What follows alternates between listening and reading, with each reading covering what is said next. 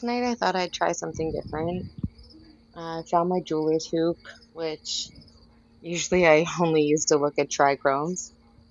Um, these were some really yummy crystals that we made throughout the year, and I thought I'd take a closer look.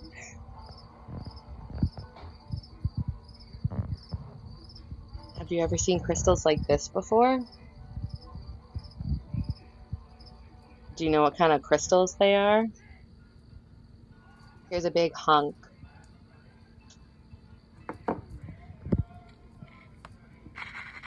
The little loose pieces from inside the jar.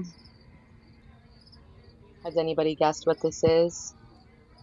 This is maple sugar crystals.